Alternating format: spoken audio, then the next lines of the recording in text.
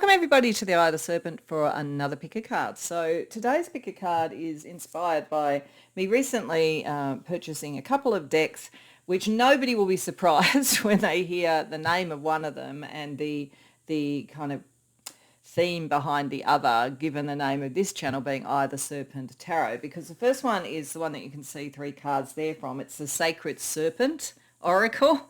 I couldn't resist an oracle that's about the wisdom, power and transformative and spiritual energy around serpent energy for pretty obvious reasons. And you can see a sort of golden round card underneath there, and that is from the Draconis Loqui deck, and that's about dragon energy and dragon messages as well. So we're going to sort of start with that, with hearing direct from your inner serpent, inner dragon, power, wisdom and energy. And that's what this is all about. This is a unashamedly what power and wisdom is rising in you type of reading. So that's what we're going to focus on, what areas it rises in, what's conscious to you, what may yet to be sort of revealed and brought up, and how, what other kind of mythical or primordial entities or whatever might be supporting you in bringing that wisdom to the surface and so forth.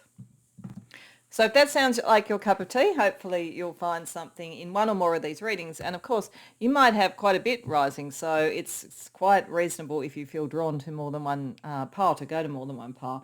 But to try and help with the choice for those that like to just tune in and find their pile, I did shuffle and ask Spirit for a card for each pile that I could show that would show some of the sort of wisdom energy and area that we're talking about, wisdom and power. There's a second card from the deck and a couple of cards from the other deck that I talked about beneath it. I don't know what they are at the moment, so time will tell. We'll discover that together. But to help with the choice, if this does help you, pile number 1 has curiosity, activating the spark. Pile number 2 has the Ouroboros, and this is talking about unseen potential. And pile number 3 has renewal, talking about healing medicine. So you may feel areas like that are what are drawing you. The imagery may draw you. You may always go to pile 2. Do whatever you want to do and go to more than one reading, as I say, if you want. But when you know what reading or readings you want to go to, as always, I have the timestamps in the description box below, and I'll see you there. Welcome pile 1 to your reading. So you came to the reading with curiosity, activating the spark. So that certainly would suggest that some of the wisdom and the power that's rising in you is to inspire you in some way, to get you to be looking at some new vista, some new way of looking at the world, some new way of looking at yourself, whatever it might be, to find that spark of inspiration, that place of yet so far unrealized power or wisdom and so forth.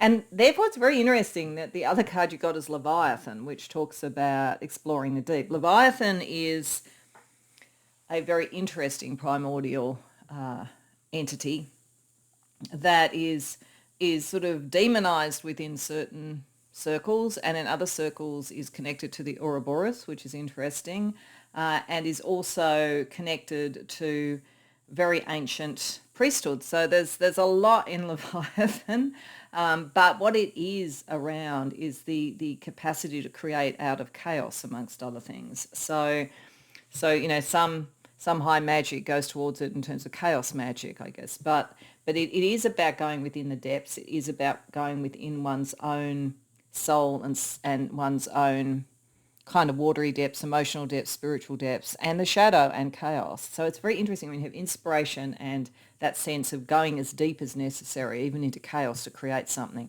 So I do feel, just on that level alone, that we are looking at some sort of rising of a wisdom and an approach and a power that is to create out of almost the void, out of almost nothing, or out of chaos and change. And I'm heartened by the way that curiosity is represented with this cup. I feel like the serpent in the cup is like the wisdom to find a purity within, even in the most chaotic or depths of ourselves, to create something that is wise and something that is almost like a holy grail kind of energy. But it's not for the faint-hearted, I would say. I would say this reading is not for the faint-hearted. Now, Leviathan is a dragon, and it's interesting. There's sort of like we have got the dragon energy here, so we wanted the dragon energy to speak. And in this deck, there are 3 different dragons, one of which is Lux. And Lux means light, amongst other things, and in certain etymology connects back to Leviathan as well too. There's very interesting stuff if you look into the etymology of certain biblical beasties and so forth. That is a fascinating thing to look into. So it sort of makes sense in a way to pay a lot more attention in a way to what the dragons are saying here about how to use and harness the power. It may be in other readings that it's not as important, it's just some other aspects, but that makes it interesting to me that the first thing that dragons are talking about is rest. So it's about, getting enough sleep. It's about, making sure that you don't overtax yourself. So this is big, as I say. And I would say that because it's going into the depths, there is a sense of like much may happen when you sleep. I think that you may astral travel, you may go into a kind of meditative state when you sleep, and particularly REM sleep and so forth. But rest is really important. This is not a small creation. This is not, today I'm going to do a nice painting. This is today I'm going to create a complete installation that shows, the dawn of the universe or something. It's big. So the dragon energy is saying the first bit of wisdom is while you're going to be very curious and very excited about this, and there's going to be a lot stirred up when you go into the depths, it's really important to rest. And in rest, you're also going to get some answers, because what you do with this is going to be big, but even the finest steps that you take, even the smallest steps that you take could get away with you, or could go too far, or could bring an effect you don't expect. Because the other thing that the dragons are talking about is the ripple effect. So, it's a bit like the butterfly effect. A butterfly flaps its wings in one part of the world, and that creates some major thing that's happening in another part of the world. So I think it's to understand that this creative energy and this wisdom that's coming up in you, it will have a big ripple effect on more than just you, and or a huge ripple effect on you. If part of this is exploration of self and you think that you're going within the depths to understand something about a personal relationship, you're going to find out of a hell of a lot more than that. And if you are looking at a creation that you think is largely just for you and people in your immediate environment, it's likely to ripple out in some way you don't expect. So it's really important to understand that while this thing could be some gargantuan labyrinthian creation. And the other thing about Leviathan, Thomas Hobbes wrote a book called Leviathan, and it was about government and the bureaucratic state. So it gives you a sense about how big and interconnected and so forth this energy can be. So you could be doing something that's very big, but it's like the smallest thing that happens in one part of the almost mechanistic part of it is going to ripple out and affect the rest. So it's as finely tuned as a watch, but it's as big as whatever the inspiration is, and maybe bigger than you expect. So as I say, whether this is about a self-exploration that turns out to bring up truths about yourself for yourself that you had no idea and really substantially changes large parts of how you are in the world, or whether it's some creation that you do that's going to have a much bigger impact than you expect, this is about understanding the spark of inspiration, the power of creating out of chaos in the depths, but understanding how to moderate your own energy and how you put it out into the world. So let's have a look at it with tarot. And by the way, I'm using the Ouroboros Tarot. So I'm using the one that kind of connects in with Serpent energy as well. So we're going to ask a little bit about the area of life, area or areas of life where this wisdom and power is rising. Might help work out what it is, what the ripple effects might be, why you might need to rest, what you need to look out for. Then we'll look at what you see or know about this already, and then we'll look at what's unconscious that is yet to be seen. So a little bit more about what's it all about. 5 of Pentacles reversed, Strength reversed, 4 of Wands, 2 of Pentacles, 10 of Wands, 9 of Cups. Okay, now there's a few ways there's a couple of ways really that I'm going to read this particular line, and so one of it is the classic meaning of the cards, just as cards. The other one is to look at how much of this is about other people, how much is about you, and how much is it about external events. Other people is going to be when I see court cards. So this is very personal to you and to some degree triggered or as a result of something in external events, because I don't have court cards there. Now, that doesn't mean the ripple effect couldn't affect others, but the actual process of exploring the curiosity and exploring the depths of what your creativity could bring about in whatever form it does is a very personal thing. Like all but one of the cards here is minor arcana. So this is a very personal exploration. So it may be that this is about the spark of some sort of spiritual development or personality understanding. And as I say, it turns out to be bigger than you think. You think you're looking at one aspect of your personality or one aspect of your spiritual practice, and it turns out to be much bigger than that. But it is very personally oriented. But there is a trigger from the outside. I think it's about, and it's interesting that we have rest. I think it's something that you're going to need to do, because it feels almost like, if you can imagine as an analogy within yourself, there is almost like a personal destiny or a personal drive. And it's big, and it's quite more than quite powerful with Leviathan. It's very powerful.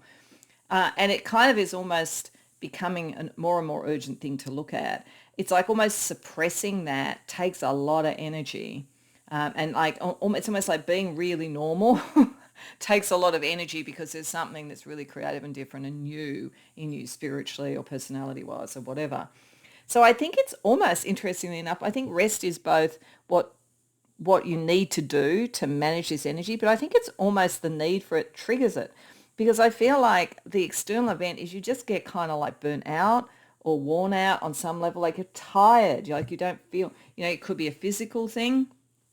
Some people have really major spiritual sort of awakenings when they deal with an illness or something like that. This is not to say you're going to be ill. I'm just using it as an analogy, and I'm thinking there more of something like, somebody gets some sort of virus or whatever, and they kind of like, they have to just lie down and sleep for many days and like kind of recoup their energy. And there's something about that what's going in the inner battle that's going on within the body to fight the virus also kind of raises other things. So I think there's just somewhere where emotionally, physically, intellectually, or some combination of all of them, you get tired. You get tired. And I almost feel like what this feels like to me is that you are probably an introvert who's been forced many times into an extrovert situation. And why I say that is introvert and extrovert is not like who's the life of the party, extrovert, and who's shy, introvert. It's actually how you get energy. So introverts need time on their own, need rest. They actually recoup their battery within themselves. And I think that's what you are. Extroverts need to be around lots of other people all the time.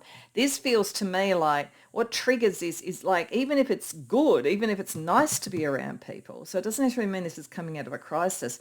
You're just tired because you're kind of like, whether they're conscious or not, people are draining your energy and they're getting energy from you. I think you're around extrovert energy and you're an introvert.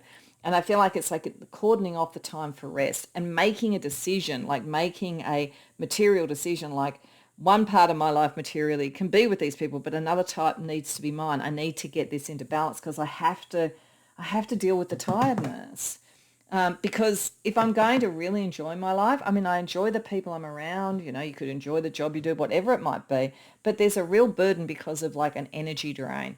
So some of this going within around rest and then working out what you need to change and create in the world, it will have a ripple effect. You're very aware of other people, so I feel like the ripple effect of this.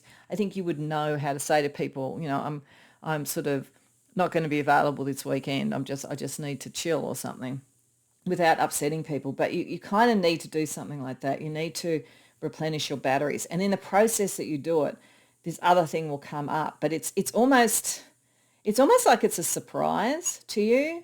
But when it comes up, and you realize like this is actually bigger than this, is like there's something like I have a huge inspiration now or something like that occurs. So let's see what you know of this energy right now, what you know of a process, I think, that whether you're conscious of it or not, you do when you want to create or understand yourself. What do you know about this right now? Ace of Cups reversed, Nine of Pentacles, King of Swords reversed, Devil reversed, Six of Cups. Okay. You know that you need to release yourself from some old ways of thinking or some people who have very dominant thinking. You know that. So even though I think you get on well with people and everything, part of the burden is not only that they're draining your energy, but there's also a kind of a disconnect operating at the moment in what you believe and they believe. At worst case scenario, there's some people you flat out can't trust and you need to disconnect from those. But I think for most, it's almost electric. I think there's like an electric energy operating here. And as I say, you kind of, without realizing, it's like everybody kind of plugs into you and takes your energy. And I don't think they realize they're doing it either. I'm not saying anybody's being really bad. I mean, there is a possibility of someone, for some of you, who's being dishonest, and you have to break free from that. But I think you also know there's something that you maybe learned when you were very young about, like who you are and what you're supposed to do with other people and everything that is not actually true. And it's like you're going to have to break free of that. And so it's like you have to take the time out. Because it's like you've been busy building a world and you've done it really well, like in a career or whatever it is, that where you're independent and you're strong and you're materially well off, all of that sort of stuff. But you haven't followed your heart because there's something about almost the dream that was put into you. If you think about this as inspiration and a dream and rest, the dream that was put into you was maybe someone else's dream. That's what it kind of looks like. And if you really get to your depths and then you kind of realize, actually, this is much bigger than I thought. But the only way you can get there is by slowing down and having a bit of time out and then really getting into who you are. So what could you find that is still unseen that needs to be revealed?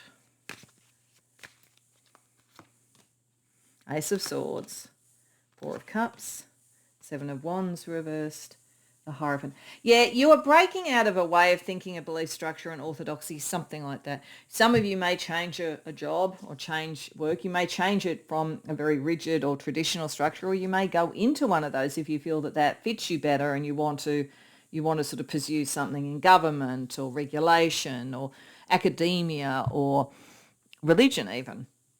But there's something about belief structures very big that has to be brought to the surface, and there's courage in doing it.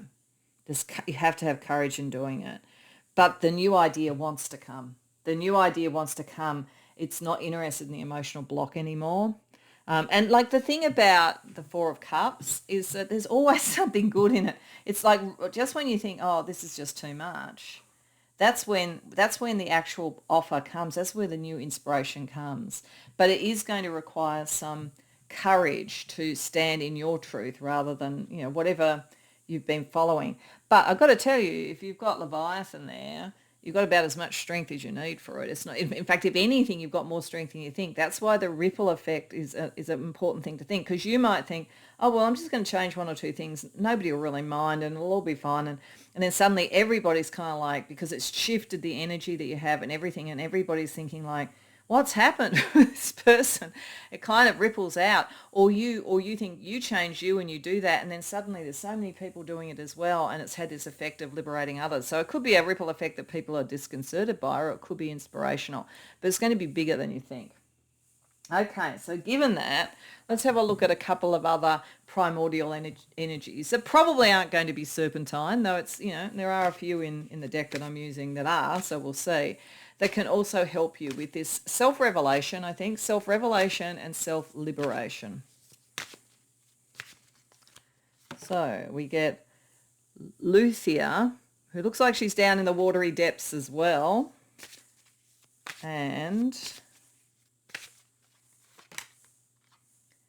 Kathira, who's looking like she's going into the depths of the psychology, or into the depths of the psyche to some degree. The thing that's interesting about these two is there's actually quite a bit of a maternal aspect to this, which if we go back to creativity, it doesn't mean that you've got to be a mother or this is about your mother, though for some of you it might be about motherhood, creativity in that way, family, very strong motherly influences. But there's definitely a thing like that because Kathira, who connects with the moon, represents maternal protection and things like basic security, sustenance and belonging. And it's interesting because it's saying that to encounter her is to reconcile with the spirit of your own providers and your own capacity to provide for others. So there's this, as I say, it's like whatever this is meant to sustain you and is meant to provide for you and is meant to have you come into your truth. But there's something about how you provide for others and maybe getting that into balance and how that shifts that's associated with this. But she helps you do that. She helps it become a well-rounded sort of situation for you and to be a good parent to yourself as well as supporting others. That's actually... No, that's right. So that's the kind of energy there. But there's a similar energy with Louisa. I'm just checking the book around this because I don't know all of these characters. So she's a reminder to remember who you really are and to become true to who you really are. But it's like birthing yourself. So there's birthing yourself and there's how you provide for others operating here. So this has a lot to do with, as I say, kind of how you are connecting and creating for others and where that might be out of balance. And where, as I say, there could be for some of you that it does connect to something about your maternal line and like what you learnt there and what you maybe need to shift away from or shift back to, depending upon whether it was a happy or not so happy kind of connection. But yeah, it's like birthing yourself. That's why it was practically all like minor arcana, and then the only major arcana suggested that you were exhausted and you need to do this. You need to rejuvenate. You need to kind of, find the new mystery, the new inspiration. You need to go deep to do that. But this is the process that we're talking about, and it's meant to liberate you, I believe. So they're very good primordial kind of energies to be helping you along with the serpent and dragon energy. So let's have a look at what astrology can help you as well too.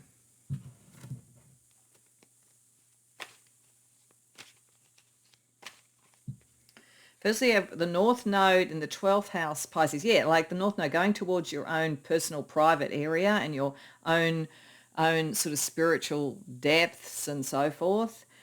It's okay to be human is what this card says. So, you don't have to be the source of everything for everybody. I think there is a kind of thing with that. You've got to fill your own cup to be able to help others anyway. So there's a lot of power and wisdom coming up to make sure that happens and that you understand how powerful you really are and how good were you. And I'm also getting with the ripple effect that there are probably almost efficiencies, like once you realize the energy exchange that's going on and how much you're providing for other people, but that you also need to provide for yourself, there may be more efficient ways of doing what you're doing that aren't as draining on your energy. But you have to kind of say, I can't do everything and I need time for myself. I need to go within. And we get Saturn in the 5th house. Become your own inner authority. Yeah, like you need to take the authority back. Saturn takes things very seriously. Saturn is very responsible. And the 5th house, you would feel again particularly around children. Like for some of you, this is around parenting, literally, but it won't be for everybody. But for some, it will be. It's also probably around love. If you're going to have a sort of sustained love relationship, it needs to be one that's balanced in terms of mutual nurturing as well, because you just tend to take it on.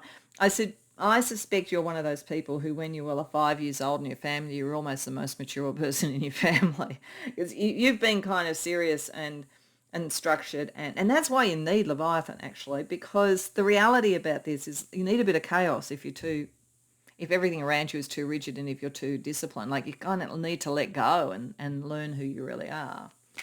And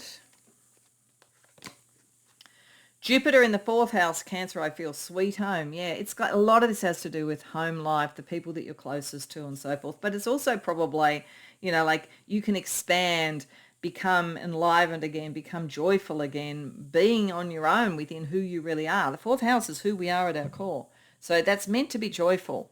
It's meant to be expansive. It's not all earnest. One. And I'm sorry, I'm not meaning to laugh at you. I'm a little bit too serious myself, so I know this energy a bit. But it is to liberate you a bit, because at the moment it's a bit out of balance. You need to provide for yourself as well as for others. There's a kind of energy exchange. This is what it's really talking about. Okay, so if that's a message from the Serpent realms for you, and it is powerful, you're a powerful person, thought I would end with a theme song, because I felt like from the Witchy Woman Oracle. So I thought, let's get a Witchy Woman to connect in with the Serpent energy. That seems fitting. And just get you a theme song. Now, a lot of the songs in this are love songs, so you might need to extrapolate it in some way, unless you feel, oh, actually, this is talking about my love relationship at the moment, in which case that's fine. But it's just to give you a final message in music. I don't know all the songs in this deck, so by all means, go and listen to it. You know, it may sort of trigger some things in you as well. So for this reading now, from the dragons and the serpents. Oh, okay. Sympathy for the Devil by the Rolling Stones. So that's interesting. I think it is going into the chaos energy. And as I said at the beginning, there's like the Leviathan energy has been demonized. You know, some literally see it as a demon. And like, I don't personally, but it's a very complex being and very complex history. But it has been demonized. But like that whole side of our personality can be demonized as well too. Once we go into the chaos and all that kind of thing, it can be, you know, like, are we giving into the depths? And we're not. You know, this is about understanding it and understanding what we have within ourselves. But it could be, with sympathy for the devil there, it could be two things, I think. One is that you may get pushback from some people with this. And it's not going to sit there and go, oh, you've been hanging out with Leviathan. It's more that they'll go, are you being selfish now, or things like that. If you are withdrawing a bit and trying to get things into balance, that often happens. Rules of relationships settle really early. If you have been very supportive to everybody in your life and that's been almost the trigger of the relationship, if you need support, often they resent it without even knowing why. And it's not because they're bad or whatever, it's because that's kind of the structure of the relationship. So you may get some pushback with that, I think.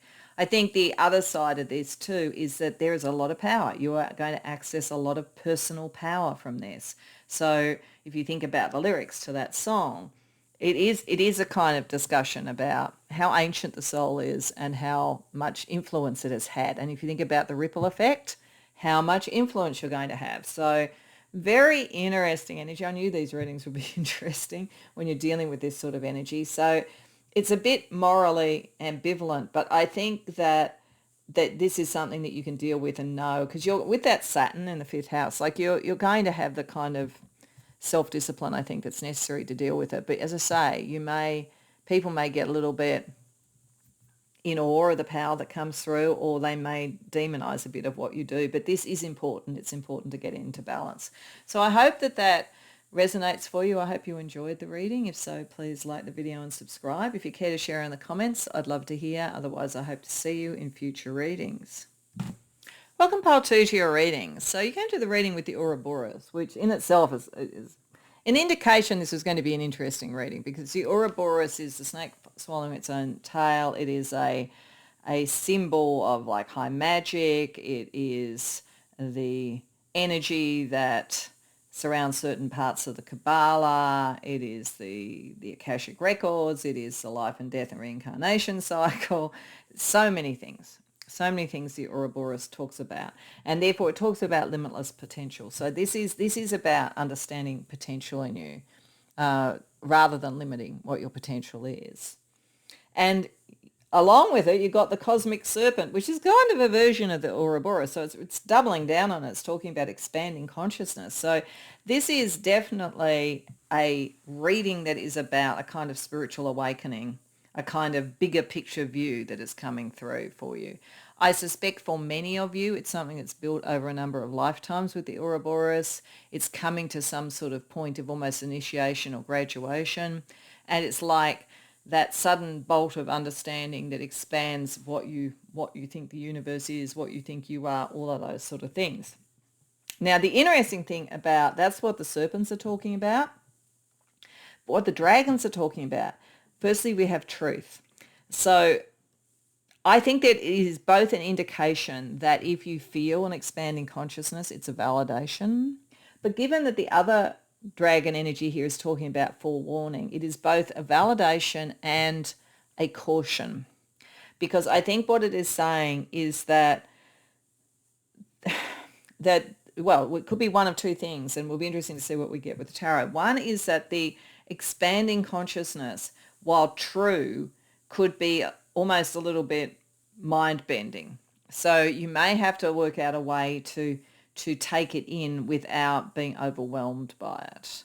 So that's number one. It could be like, the amount of consciousness energy could be such that it could be overwhelming if you haven't worked out how to like position it or use it and so forth. So that's number one.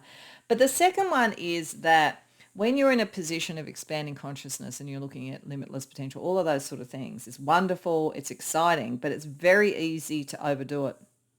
It's very easy to move from, I suddenly feel like I'm part of the universe and part of the divine, to I'm God sort of thing. And it's interesting. I was only having a conversation with a friend about this the other day. I mean, it's one thing to know that you're part of the divine. It's another thing to think you are the divine. And so it's kind of like how you manage to ground it to keep it true, rather than being so overwhelmed by it that you think, that you are, the second coming or whatever. And I'm not saying that I think most of the people who come to these readings is pretty grounded, but something's coming in for you that is that big, that there is that risk. There's partly that you could be overwhelmed by it and not really feel like you can really do anything with it. It's too much. Or you could extrapolate it too much to the point that it no longer is true. So it feels a little bit like, it's like using, plant medicine or whatever. I don't use that. It's not legal here where I am, so I don't use it. But what some people, describe when they've been through something like that. And I'm not advocating using it or anything like that. But I'm just saying that some of those sort of experiences, or people that, back in the day used to use LSD and things like that, I think, again, I'm certainly not advocating that. But there's something about like where it can be almost too much, but equally there could be a real truth there as well. So I think it's going to be different for different people coming to this reading, but there's a forewarning about feeling strong enough to house what you understand, number one. And like that could be being physically really grounded, really nourished, really well, had a lot of sleep, all that kind of stuff, so that if you do really have an expanding consciousness type thing, you can actually deal with that degree of energy. Or it could be before you allow this to come through, if you kind of know it's coming, to work out almost a structure or a foundation to deal with it. So I'm going to you could decide this is a profoundly mystical experience, and it could be. So I'm going to actually, study up on whatever form of mysticism draws me. When I was very young, I loved Sufism. I loved the stories of the Sufis, things like that. So you could decide if you had a love for that, I'm going to learn more about, Islamic mysticism, and I'm going to have a structure so that when it comes through, I can discern what the truth is and it won't be overwhelming. So it could be that as well. Anyway, what we're going to do is we're going to use the tarot to have a little bit more of a look at it. And we're going to start firstly with what area or areas of life is it coming up in and how it's kind of impacting you. And there's a couple of ways I'm going to read the cards, which I'll describe. And then more traditionally, I'm going to read the cards around what do you already know of this, what's already seen or experienced, and then what is yet to rise, from the unseen, from the wisdom and the power as it comes up. So firstly, a little bit more about the areas of life or what this is all really about. One, the world. In a lot of tarot decks, I think the Rider-Waite-Smith, what surrounds a woman is actually the Ouroboros. Like you're actually very connected to the Ouroboros. I would at the very least, if you know this energy is coming in, go and learn all you can about the Ouroboros, because there's something about that. Nine of Swords. Yeah, and it is. There's a bit of a worry. It's kind of a little bit, full on. Eight of Wands, Six of Pentacles reversed, Six of Swords, Five of Wands. Now, this is interesting because it's a bit similar to the last reading I did. The first thing I was looking at with this is how much of this is driven, how much of this like understanding of wisdom and power that's coming up in you from the Serpent world is coming as a result of other people, how much is within you, and how much is triggered by external events. And like within you is minor arcana, other people is court cards, and external events is major arcana. So it is a very internal process. It's a very internal journey because we have 5 out of 6 of the cards are minor arcana. And the thing that's triggering it is something about other lifetimes, I think. I think this might be actually some sort of like life, like a past life revelation or something like that, where you start to understand all you could be because you get a really clear understanding of something you've been before, or what you're here to do karmically. But it's triggered by something like that. Or for some of you, it may be triggered by travel, particularly overseas travel, or by finishing or graduating something. And as I was saying, like, you finish, like qualifications, and now you can actually go and do something with all of this, and it's much bigger than maybe you think. So yeah, it sort of depends. Or it could be world events. There could be some world event that you have to rise to the cause in a way and realize all that you could be. So that's the kind of energy of what's triggering it, but it's in an internal thing. And part of it is worrying at first, and it may in fact be something that's worrying you, like a guilt over what you think in a past life, for instance, or a feeling like you've graduated from something and now you're a bit scared about, like, what do I do with it? And like wanting to move forward, just wanting to take action and move forward and do something with it. You are going to find people at your level. So if you are becoming more limitless, that's good. That helps in the forewarning and the truth. It's like there's a natural part of you instinctively that knows to find people at your level rather than competing with people. That's a really good thing to manage this sort of energy, which will give you more peace of mind. This is not about competition. This is not about being better than someone else or being bigger than someone else. Or as I say, going from having a sense of the divine to thinking you are the divine. It's not that. It's about, it's leveling up. There's a leveling up energy with this. And I think if you see the big picture of it, you're much less likely to have to worry about overdoing it. But there could be something that's a little bit sort of like overwhelming with it. So like allowing that's going to happen actually, and not being that worried by it. You might find that some of this is coming through dreams and it comes through nightmares, but don't worry about it. It's like it is heading in the right direction. Nothing awful is going to happen out of this. But there is, I think it's a forewarning to know either some of this is going to seem a bit weird, particularly in the dream state maybe, or the meditative state, but it'll be okay. Or don't get over your skis. But I don't think you're going to with the Six of Pentacles reversed there. This is not about you trying to have it over other people or one up people. So let's look at what you know about this already. Pile 2. The Empress, the Star, the Wheel of Fortune. Wow. Now it's sort of big. 10 of Pentacles, the Fool reverse. Now I wasn't really reading this line in the same way there of like the Major Arcana, but the fact that that you've got all but one, it's like the reverse image. I mean, I know that's 5 cards rather than 6, but you've got, 5 of 6 cards are Minor Arcana with the Major Arcana. Now you've got, out of 5 cards, 4 are Major Arcana with 1 Minor Arcana. There is something very external that's triggering all of this.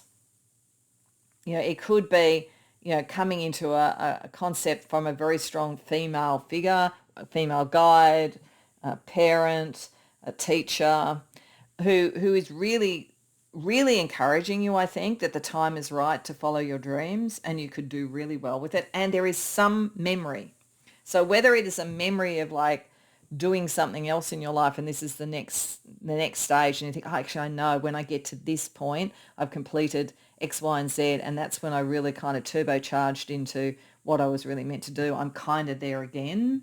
I've achieved a certain amount, and like now I'm kind of moving from the Minor Arcana into, say, the Court cards and like really consolidating. But I know this territory, like what this is about, or you feel it. Like some of you probably have an extremely good sense of what your past lives were, but that that, and you've got some creative, inspirational support or nurturing energy that is encouraging. That's what I feel. Or circumstances are encouraging you. If it's not an actual person doing it, then it's sort of like you just see the time is right. It's like everything is ready to build and grow and could be sustained.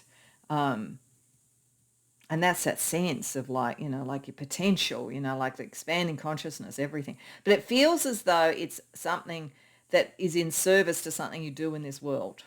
That's the other thing about this. It's not just going and having, some interesting meditation or shamanic journey.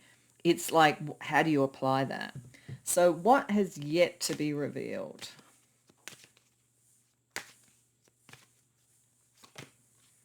The Architect, that's an additional Major Arcana card in this deck. The 10 of Swords, the Queen of Swords, Temperance reversed. Okay. So the forewarning has to be fully revealed.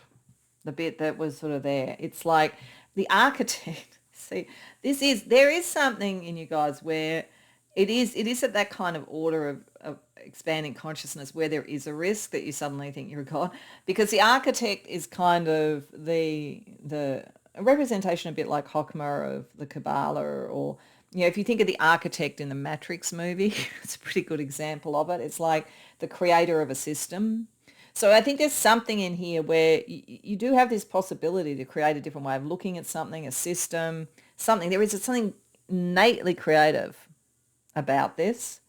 But it's like, it's really important not to over dramatize that part of it. Like, I like the fact that the Queen of Swords is there. It's kind of like, I think at the point where you could think you were becoming God, the Queen of Swords brings you down to earth by saying, that's too dramatic, that's too much, and it's going to throw the whole thing out.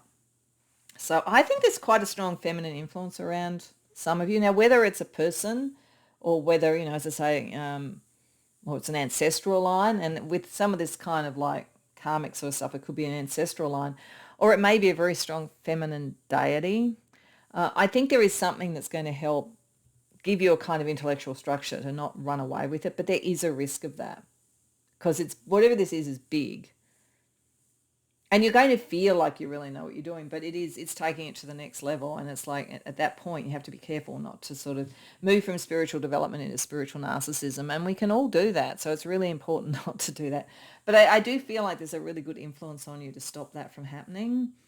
Because like, if you let that happen and it got out of balance, then what you're trying to achieve is not going to work. It's not going to happen. So I think there's a kind of a nice strategic, let's be critical about this and make sure we're not getting over our skis energy. But it is of that order. It's big in some way. And so it's important to be aware of that. So the next thing I wanted to look at was actually some other primordial beings that might help you with this. So this could be other serpentine energy, because in the deck I'm using there is that. But it could be other kinds of like primordial gods, goddesses, all that kind of thing, just to see what else is around this energy for you. So we're going to get a couple of those. Luxurio. Okay.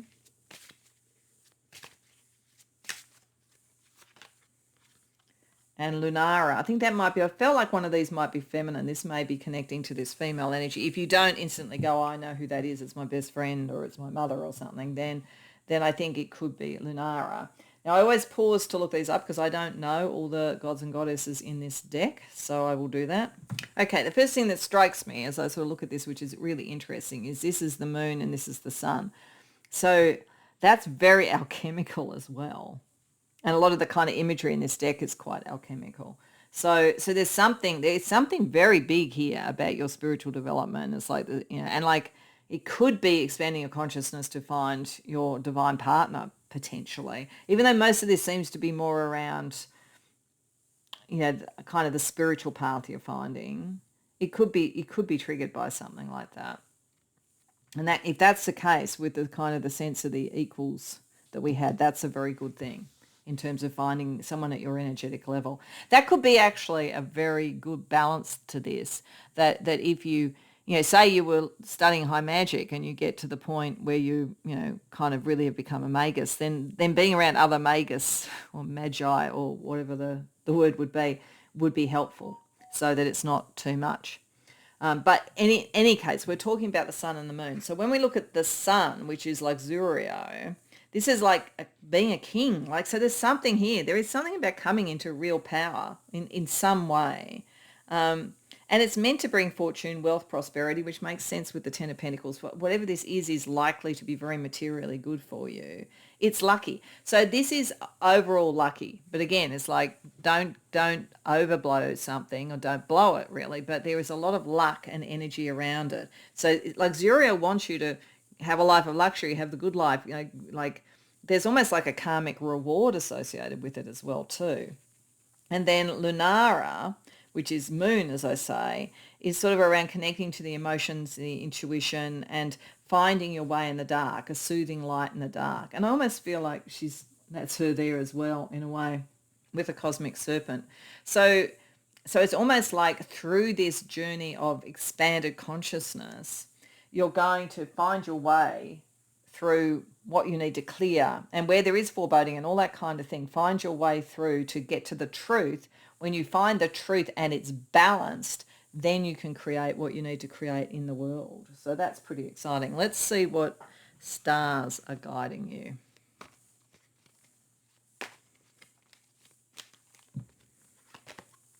We have Uranus in the 4th house in Cancer, I feel. Chaotic experiences in family life. So this is interesting because, like, yeah, it did sort of feel, well, maybe, as I said, in some cases the female energy could be a parent. Otherwise, it could be that what is familiar about this energy as things expand reminds you of something that happened in your family life where your consciousness expanded and maybe expanded a little bit too much. So there could be like you already have learned what to do with that. We also have Neptune in the 11th house, love for humanity. So that's good. Like you're not likely to kind of become a would-be cult leader or something. Not that I really felt like it was that major, but like it's just that there's always that risk, even from the most well-intentioned thing, there's always that risk around spirituality if somebody gets over their skis, so to speak. So, you really do have a love for humanity. That's one of the things that guides you. And one of the reasons why you actually have a karmic reward that's meant to be coming. And Jupiter in the 8th house in Scorpio. No limits. It's really big. Like, I do think there's something deeply magical about this. I'm going to say, whether you are studying high magic or whatever, like, you really are very magical. And I would suspect you've probably done it in past lives if you haven't done it in this life. So this really is understanding that. It's understanding that. But, in Scorpio, you go to the depths. You're going into the real big stuff on that kind of level. And so you do need the forewarning, because if Scorpio, like, magic gone bad goes really bad. Now I'm not feeling that there's much risk of that for you, but it is saying that that's always a risk there, and being aware of it's important. Your love for humanity will help. And there's something, you've seen this before. You've been bigger than your family, I'd say, bigger than your schoolmates. Like there's something like that, and understanding how you navigated that is part of how to really get the most out of this. So what I want to finish with is going to the Witchy Woman Oracle, which is an oracle which has songs in it. Because I felt let's connect a Witchy Woman at the end with the Serpent energy for a last piece of advice or a theme song for all of this for you. Now, a lot of these songs are actually love songs, so take it over. So for some of you, this could be about the karmic reward of the great love, and your love for humanity can bring in something that is like mind-alteringly amazing in terms of love. It just depends on what it is. So the song for you is The Gambler. Okay, it's a little, this is the morning. When you are dealing with a lot of power, a lot of potential, and a lot of good fortune, it's really important to know how far to go and when to walk away. Like that is a really good song actually for the energy of this. It's like there's so much potential here, but you need to be really honest with yourself to get the best outcome, the best good fortune. You've got to know how far to go and not go any further than that. So, and it's a strategy, having a strategy. So I hope that resonates for you. I hope you enjoyed the reading. If so, please like the video and subscribe. If you care to share in the comments, I'd love to hear. Otherwise, I hope to see you in future readings.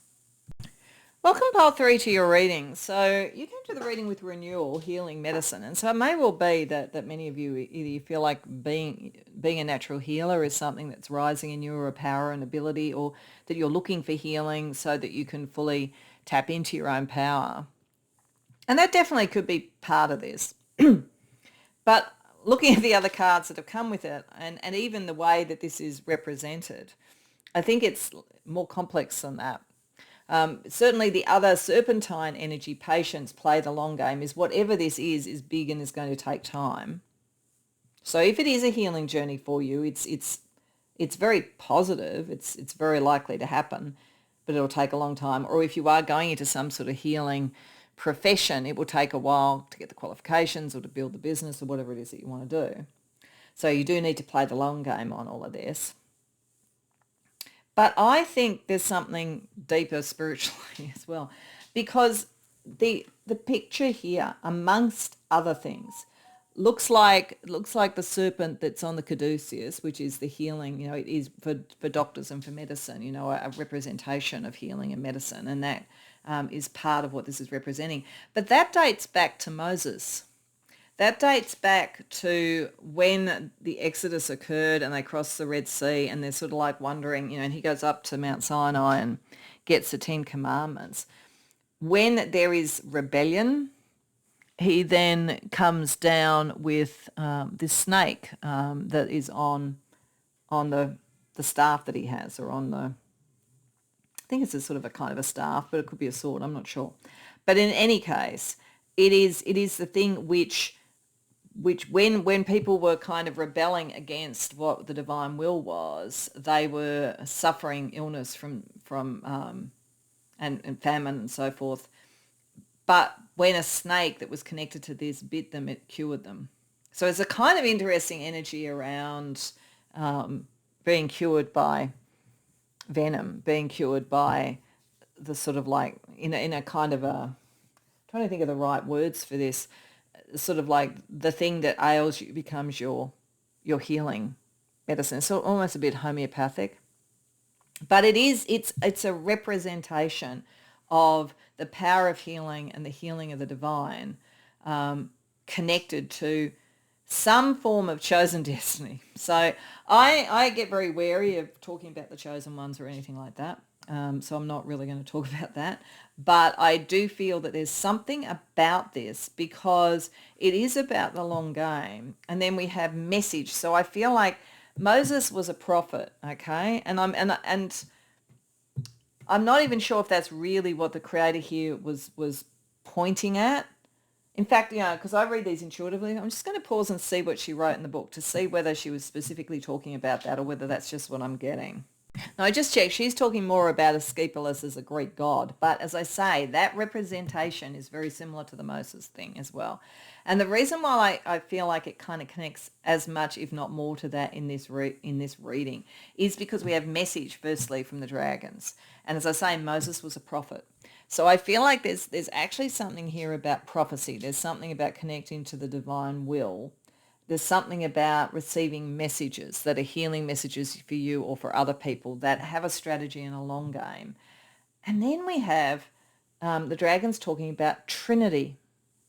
So again, Trinity is a very powerful thing in a lot of religions, like that kind of thing, and particularly in the sort of Judeo-Christian, and particularly the Christian side of it. But nevertheless, the Father, Son, the Holy Ghost. But there are other trinities, Mother, Maiden, Crone. There's many of them, but it's a very powerful sort of energy, and it's an energy of balance. So I feel like there's some sort of message here about, for some of you, you and two other people are connected to some sort of healing enterprise, and it's very strategic, and you are about to receive messages, whether it's spiritual or very literal, that take that forward. But for others, I think you're connecting in another trinity is, the top of the Kabbalah, the supernal triangle, Keter, Hokmah, and Binah, for instance. I just feel that there is something very profound here for some of you. It doesn't lessen it if it is just about, and I'm not saying just, but if it is about on a more day-to-day level, you're going to get a message and the information you need to become a healer. And in doing that, you bring everything into balance. That could absolutely work, and it would be just as valid and just as important and just as significant as anything else. But I do think for some of you, this is about a connection to a kind of prophecy and about something that's very tied to time, tied to the right timing. So let's see what we can get with tarot. So I'm going to ask, first of all, a bit more about what life areas this is in. And I'm going to do that in a couple of different ways, which I'll explain. And then I want to have a look at what you know about the situation at the moment, and then what is unconscious and yet to be revealed. So let's just sort of see. Whoops. And I just tossed all the cards. That's usually a sign this is big. I'm just going to have to pause to pick them up. So as picking up the cards, I kind of got to say that what the creator of this deck meant for this in terms of like the healing energy, the story of Asclepius and all that kind of thing, I'm not sure if I'm pronouncing that correctly, is going to be very valid for some. And it is about a healing journey or a healing power that's rising in you over the long term. You're going to get information to help to do that, and you're going to find things in balance. Like there's nothing, as I say, that is a very reasonable reading of these cards. But I really strongly, all I could think of when I saw that was Moses. I think that there's something very significant about prophecy and divine will as well. But anyway, let's have a look at what's going on with life areas. 8 of Pentacles, the Devil, 5 of Pentacles, Ace of Cups, 4 of Wands. Okay, it's very interesting the way this has played out. One of the things that was built into this in all 3 readings was that minor arcana would be talking about things that were within you around this power and wisdom that's rising. Court cards would be other people, key other people, and major arcana would be something externally driven. So, and in every single one, I think practically, I've had primarily the minor arcana, but a major arcana. So what this is saying to me is the energy that's being evoked in the sort of the wisdom of the serpents and the dragons is there's an external thing that's triggering it, but it's about an internal journey. So the external energy here, the devil, is like, that's why I feel like, it could be, certainly if it's around healing, it could be around bad habits, addictions or whatever. You could either within yourself go on a healing journey to free yourself from addictions, bad habits, all of those sort of things, definitely. And that's going to work, but it'll take a while to clear your system out. And you need to kind of learn the best ways to do that. And get things into balance. So it could be saying that for some of you, if you came here because I need to heal, I need to really get my body into balance, it's got something to do with breaking free from bad habits, I think.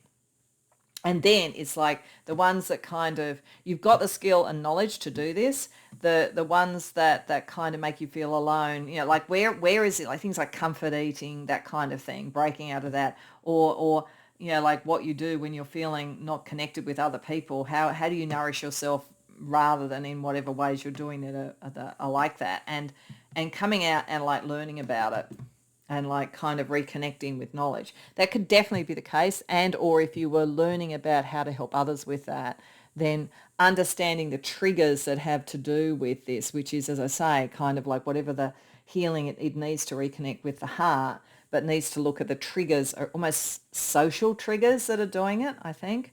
So that's possible. And this could be definitely saying that, like this is something you're learning and it's something you're meant to learn. So definitely could work that way. But if this is like, as I say, the Moses thing, the liberation, like this might be why I'm feeling the Exodus. It's like there's something about needing to liberate yourself and probably others, but you do it within yourself first, because the rest of this is minor arcana. And it's like, as I say, like you liberate through prophecy in a way, through balance, through the messages that you bring to others, and that has a healing effect. And it's sort of staying right now. It's almost like you're studying what you need to do this.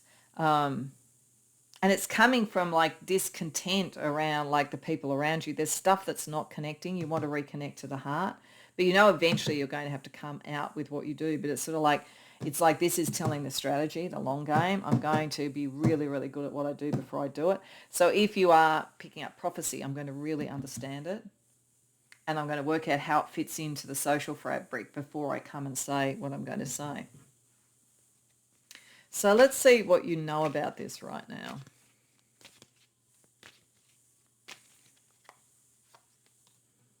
Three of Pentacles, Four of Pentacles reversed, Wheel of Fortune reversed, Nine of Swords reversed, Tower. Okay. One of the things you know is that there's 2 ways this can be done. One way is working together with others and like really addressing it, particularly the physical things. And this is a trinity again. It's like it could be 3 factors that are impacting a health issue, a social issue, a political issue, or a spiritual issue, whatever it is. And there is kind of like looking at it really in its early stages there, understanding that and kind of deconstructing anything that's not working. And that you kind of need to do quickly. If you do that quickly, that's fine. But time is sort of running out. The long game is sort of understanding how to set the foundation in play to do it. So there's something about this, although it says that overall the serpent energy is saying there is a long game to play here. That could be sustaining what you do in a very short term. But if you leave it to only the long game, then everything kind of falls apart. So an example of this might be if it was a health issue. If it was that you had a health issue because of comorbidities, for instance. So you were developing, a heart issue because you were carrying too much weight, or you were, like eating the wrong sort of foods, or you were letting your blood pressure get really high. It's sort of like if you deal with something really soon in the long run and you put in play good patterns, you take the messages, you listen to what your body's saying and you do something about that, you get the information, then you've done it in time. Otherwise, it's kind of like, one day you have a heart attack and then you have to deal with it. Now, I'm not predicting that for anyone. I'm just using that as an example. So I think there's a kind of while there is a long game energy to this, there's a short term, you need to get things into balance so that you can sustain for the long game. Now, if it's about some sort of prophecy, the wheel is turning and there's a point at which things are going to get really difficult. This is about understanding how to create a healing and collaborative basis to be able to deal with that when that comes. Because prophecy, unfortunately, is usually about difficult things. It's rarely about the land of milk and honey. So it sort of just depends on how this is playing out. What do you not know at the moment about it? What is going to be revealed by the serpent and dragon energy for you? Six of Cups reversed. Three of Swords. Okay. The Hierophant reversed. All right. Okay. Page of Cups. There is a significant change coming out of this. Whatever it is, whether it's a health issue you're dealing with for yourself, whether it's a health practice that you're building to help others, whether it's a spiritual practice, whether it's a social practice, whatever it is, once the change occurs, there's no going back. And there is a little bit of pain or separation associated with this. It's like things have to change. And there is potentially a big clashing of ideas about what the truth is to get to what the truth and the heart is, and to get to the Page of Cups, the heart being open, the Trinity being in balance. Your message may be seen as harsh or difficult by people. Again, I'm just going back to Moses because to me that's what that sort of said. It's like the being brought up as a prince in the Egyptian royal court, realizing his people were the Jews, realizing he had to liberate those, had to go against the powers that be, had to separate. Once this had occurred, nothing could ever be the same. But if you were going to reach the promised land, it had to happen. I'm just using this as a allegory. But there's like, once you have if you have a prophetic mind and you can see what happens and you're being called, and I think for some of you are in whatever this is, that's the path. It's like things have to change and they can't go back to what they were. If it's more around you healing or you helping others, it's like a regimen you put in place for yourself or for others. And once that happens, you can't go back. You can't go, well, I'm going to lose the weight. And like in a year or two's time, I don't have to exercise anymore and I can eat cakes every day. It's like you can't go back because you're just going to end up with the same problem. So that's interesting. So let's have a look at a couple of other primordial figures that could be helping you. So apart from, snake energy, serpent energy and dragon energy, what else do we get? We have Nexus. Now, I don't know most of these, so I'm going to, once I've laid them down, I'm going to pause briefly. It'll be like a second in what you have, but that's what I'm going to do just to sort of see what they are. It's connected with Scorpio. So, yeah, it goes deep, this. And Tyrannos, Sagittarius, freedom. Yeah, freedom. Like going deep into something for freedom. That's certainly part of it. Okay. So this is about going to the depths and this is about victory. So it is saying the long game, play the long game, you're going to win with this. But I actually feel like I want to read some from the book for each of these to tell you. This is why I'm feeling this feels more like Moses, the Exodus, standing up against something to heal a people, a group, a social group, a spiritual path, whatever it is, in the long game. And like things, you have to be victorious and you have to move on. But you can extrapolate some of this into going into the depths to heal something in the body as well. So But like Nexus, is Scorpio and Pluto, so major change.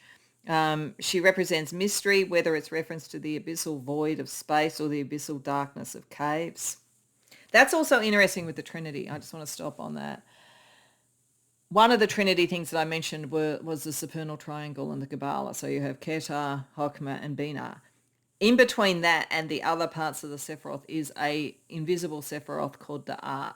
And it is like the void. So this is maybe it, and it's like a life review. It's like the point where you have to face the truth. You have to get the messages. You have to know who you are, what your destiny is, all that kind of thing. And also what you are or are not doing well.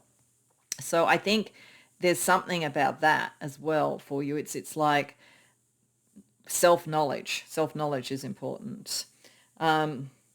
So she's a chthonic mother, and she's identified with deep water reservoirs wherein the souls of the dead are said to swim, collecting into her nexus to be released into oblivion. To encounter is to dive deep into the unconscious, the unfathomable, the incomprehensible, the unknown. She is the source of everything and the space to which everything returns.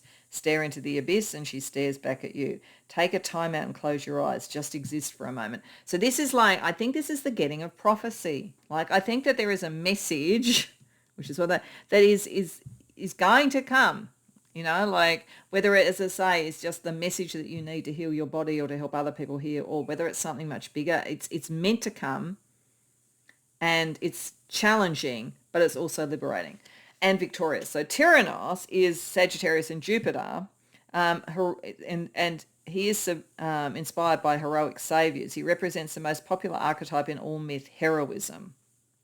So this is about you being heroic to do this. So whether it's a heroic journey of healing within yourself, within others, or whether it is something a bit like Moses leading the Exodus, that's the kind of energy that we're talking about. But play it out as whatever works for you. And don't think, you don't have to be the next Moses for this to be powerful and important. It could be just something within your own body to free yourself from issues that then becomes a really good inspiration for somebody else.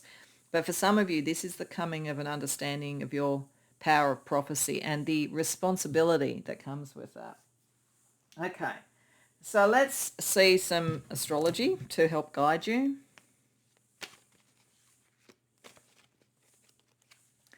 We have Mercury in the 9th house. Yeah, the coming of messages of spiritual importance, inspired by the pursuit of knowledge, and that's there as well too. So certainly, like if you are studying to be a healer, you're studying the right thing, and that you're going to get a lot more out of this. You'll probably be quite an evolutionary and revolutionary within the medical field.